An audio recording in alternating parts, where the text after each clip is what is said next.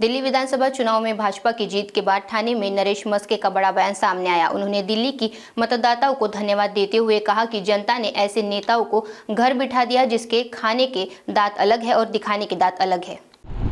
उद्धव ठाकरे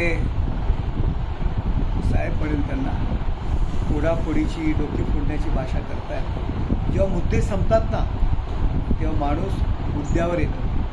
अहो परंतु हे डोके फोडण्याकरता दगड मारण्याकरता सैनिक राहिलेत कुठे तुमच्याकडे?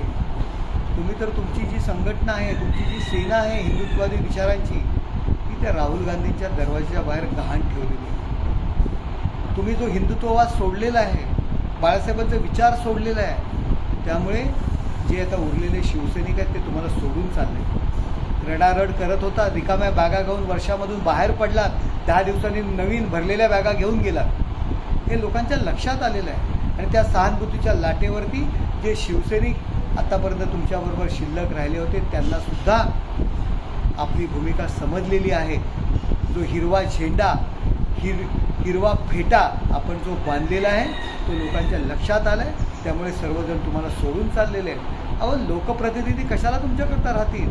त्यांच्या खालती जनता जर त्यांच्यासोबत राहणार नसेल तर ते कशाला तुमच्यासोबत राहतील? सर्वजण तुम्हाला सोडून जाणार आहेत। जे खासदार लोकांमधून निवडून येतात त्यांना 10-10 वेळा मीडियासमोर उभे करता। काल दिल्लीमधील अतिशय वाईट अवस्था उभाटाच्या खासदारांची होती।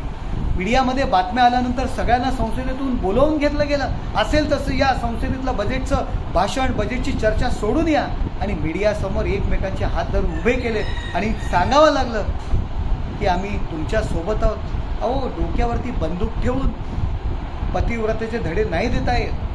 पतिव्रतेची परीक्षा ज्या पद्धतीने केली जाते त्या पद्धतीने काल खासदारांची परीक्षा केलेली आहे। खासदारांच्या मनात प्रचंड राग आहे आणि जर तुमचेच खासदार आहेत तर तुम्हाला 10 वेळा मीडियासमोर दाखवावं का लागतंय? का त्यांच्याकडनं कबूल करून घ्यावं असं वाटतंय? यावरून लोकांच्या मनात जनतेला ह्या गोष्टी कळलेल्या आहेत, कोण कसं आहे आणि कोण कोणाबरोबर आहे।